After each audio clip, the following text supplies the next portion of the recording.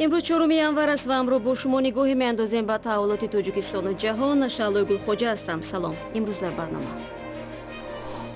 شرکت هوایی ازبکستان می‌خواهد پروازها از سمرقند و بخارا به دوشنبه برقرار شود. تاجیکستان بر سر این پیشنهاد ملاحظه دارد. دلنوزا کریمова از مردم تاجیکستان که تا لحظه آخرین برای نجات فرزندش کمک نمودند منتدار است. این آوازخوان میگوید مرگ پسر برایش درس زندگی و امتحان مادری شد. مردی بزرگ تربیت کردم. بگذار که عمرش کوتاه باشد هم فخر میکنم و شکر میکنم که همه خیلی فرزند دیدم.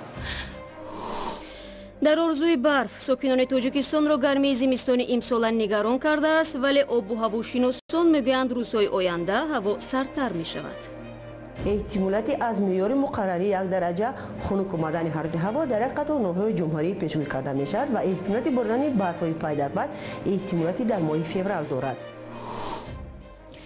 ازبکستان می‌خواهد پروازها میان شهرهای سمرقند و بخارا به شهر دوشنبه را برقرار کند. در این باره خبرگزاری آزیا پلوس با تکیه به یک منبعش در حکومت تاجیکستان خبر داد. تاجیکستان این پیشنهاد همسایه کشور را بررسی دارد و در این رابطه تصمیم خواهد گرفت. ضمناً پس از 25 سال تنفس بهار سال گذشته نخستین پروازها میان دوشنبه و تاشکند انجام شد. پروازها هفته یک دفعه از جانب شرکت هواپیمایی ازبکستان صورت می‌گیرد. مرگ دیوربек аминҷонови 5 сола модари ӯ овозхони шинохтаи тоҷик дилноза каримоваро дар суг нишонд. наздики 3 моҳ барои наҷоти диёрбек ки гирифтори саратони боғум буд, пизишкон дар бишкек талош карданд, аммо рӯзи 31 декабр қалби диёрбек аз тапидан боз монд. дилноза дар суҳбат бо радиоозодӣ гуфт беморӣ ва марги писари хурдсолаш ба ӯ меҳру шафқат ва эҳсоси ҳамдардиро омӯхтааст. вақте ки сураташа дар интернет медид خورزه میشد که ای جان همین صورتهای من همه حاضر دیساد هستم همه دیساد بچم همه من میشناسد علاقه همه علاقه میشناسد بسیار خورزه شده میشید. دیوربکی 5 ساله را بیماری در اینترنت مشهور کرد. سرطان بافته ها یک درد بی‌درمان که فرزندی آوازخوان شناخته را از آخر سال گذشته بسیار عذاب داد. خسته شدگی بود بچم. شبا گریه میکرد، جانش درد میکرد. من هر یکی دردی او رو در خودم حس میکردم. از همه وزمینش این که من در پیشش بودن از دستم هیچ نمی آمد که برای بچم کمک کنم. برای معالجه دیوربک همه کارا کردند، به قرقیزستان و هند بردند، اما سرطان جگربند دلنوزه را شب 31 دکبر از او گرفت. حالا فقط عکسش برای مادر یادگار مانده است. عکس‌های دیگرش در اینترنت میچرخند و یادگار از خیرخواهی مردم است که برای معالجه دیوربک کمک کردند. آوازخوان‌های تاجیک نیز میخواستند با تشکیل کنسرت پول جمع بیارند، ولی خبری شوم شنیدند. برای تسکین مادر دلرش در وصف پسرش مرثیه ها هم نوشتند. زندگی در نگاه خسته من بعد از این یک سراب خواهد ماند. اوه من به تو سخت میترسم، خیز پیشم بیا چرا رفتی در غروب سیاه دلتنگی ناگهان از میان ما رفتی. دیوربک رفت اما شاید در زنده ماندن کودکی دیگری کمک کند. حالا پول کنسرت خیریه را که آوازخوان‌ها می‌خواستند خرج معالجه فرزندی غورمرگ دلناز کنند، می‌خواهند برای طبابت دخترک دیگری گرفتار سرطان بفرستند. دعای دلناز هم در حق این دختر است و تمام کودکان دیگر در تاجیکستان. هیچ یگان فرزند یگان ملت، فرزند یگان مادر و پدرها لای پشت به خاص ندارم. من از تمام مردم تاجیکستان می‌ندارم برای دستگیری، برای دعاها، برای مهر محبت، برای اینقدر توجه زیاد. صحبت مفصل دلنوزا کریمова در سامانه ما www.azodi.org قابل دریافت است و خبر بعدی ما نیز به ولایت سوخت ربط می‌گیرد. در پی انجام امتحان سالانه امام خطیبان مسجدهای جامعه تاجیکستان که از جانب کمیته کمیته دین و شورای علما انجام شد، از 265 امام خطیب 10 نفر از مقامهایشان برکنار شدند. مقامات هنوز شماره دقیق برکنار شده ها را نشر نمی کند و علم نظر فیضیف تا ماه پیش امام خطیب مسجد جامعه دهه یوری پنجکند بود و در پی سنجش اخیر او را در وظیفه امامتیش که 25 سال اجرا میکرد تصدیق نکردند. علم نظر فیضیف میگوید با وجود پاسخ دادنش به همه سوالها، اعضای کمیسیه برای نداشتن معلومات عالی و سری وقت درست نکردن توراتخانه معاصر در مسجد دهه او را از امامتی مسجد برکنار کردند. رو میاریم به موضوعهای جهانی. در حالی که اعتراضهای مردمی ایران بیش از یک هفته به این سو ادامه دارند، ایران امریکا را به دخالت در امور داخلی جمهوری اسلامی متهم کرد. روز چهارشنبه در پیامی به شورای امنیت سازمان ملل متحد، سفیر ایران غلامعلی خسرو ابراز داشته است که امریکا زیر شعار دستگیری از اعتراضهای پراکنده دخالت به امور داخلی ایران را راهاندازی کرده است. اخیراً پرزیدنت امریکا دونالد ترامپ در شبکه توییتر چند دفعه تاکید کرد که به اعتراضهای مردمی ایران که هدف از آن برکنار شدن حکومت فاسد می باشد احترام قائل است. همکارم طاهری سفر از مردو سوغام، مدیر منطقوی رادیو آزادی، درباره دورنمای اعتراضها در ایران سوال کرد. وزارت امور خارجه آمریکا در این 2 روز اخیر اعلام کرده که در گفتگوهایی هست با کشورهای اروپایی که اگر حکومت ایران به روند سرکوب مردم ادامه بده، تحریم‌های جدیدی برقرار بشه ضد ایران. این موضوع تحریم‌های جدید تنها زاویه مسئله است که میتونه فشار بیاره روی حکومت ایران.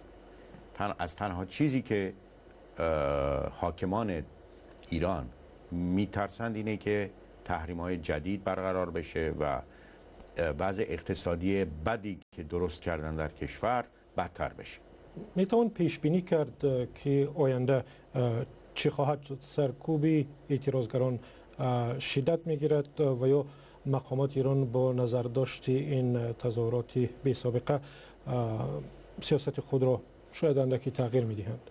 من فکر می‌کنم که حکومت همچنان که در سال 2009 عمل کرد ترجیح میده که معترضین و مردم خسته بشن و اگر کم کم اعتراضات کمتر بشه، ادعا کنند که این یک عده اغتشاشگر بودند، مردم نبودند، اکثریت مردم راضی هستند و بعد از اون یک چند اعلامیه بدند که ما این برنامه ها را داریم، این کمک ها را می کنیم، وانمود کنند که صدای مردم را شنیدند و به صدای مردم پاسخ مثبت دادند. این امید حکومت که این اتفاق بیفته. اگر تظاهرات ادامه پیدا می کنند یا نمی کنند، این خیلی مشکله از حالا بگیم تا چه اندازه این تظاهرات بزرگتر میشه، گسترده تر میشه، نمیشه از حالا پیش بینی کرد و آیا این به سرنگونی حکومت می انجامه یا نه، این هم خیلی زوده و نمیتوان گفت. ولی باید در نظر بگیریم که اپوزیسیون سازماندهی شده‌ای وجود نداره. احزابی نیستند که این اعتراضات را اداره کنند، هدایت کنند، وجود نداره. این واقعا مردمیه. این هم خوبی خودش را داره و هم ضعف خودش را داره و ضعفش اینه که حکومت که تمام ارگانهای قدرت دستشه، نیروهای نظامی عظیم دستشه، بتونه در طی یک مدتی راهی پیدا کنه و از این اوضاع مشکلی که داره خودش رو بیرون بیاره.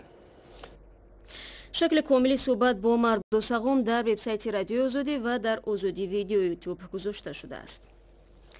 دیروز در یک مصاحبه ویژه خبرنگاری صدای آمریکا گریتا وان سوسترن از هربرت مکماستر یاور پرزیدنت آمریکا در امور مربوط با امنیت ملی پرسید که سبب تغییر استراتژی آمریکا در نسبت ایران چیست. استراتژی ایران از خط مشی سالهای گذشته فرق داشته شهادت مقاومت بر رفتار زیان‌آور ایران و بستن امکان تامین مالی این دیکتاتور است که سرمایه‌اش را برای ناآرام کردن خاورمیانه و به طور دائمی نگهداری خشونت و اذیت مردم در این گوشه عالم صرف می‌کند.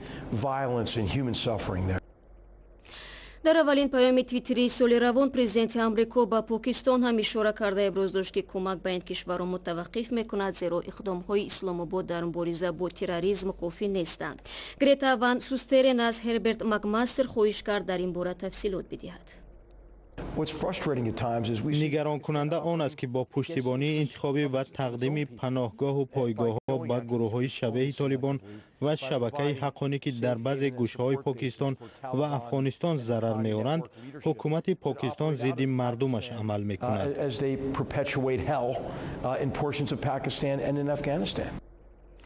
дар идомаи суҳбат Макмастер ба хати маъши Русия ва Кореяи Шимолӣ низ дахл кард ки бо ҷузъиёти он метавонед дар сомонаи мо шинос шавед.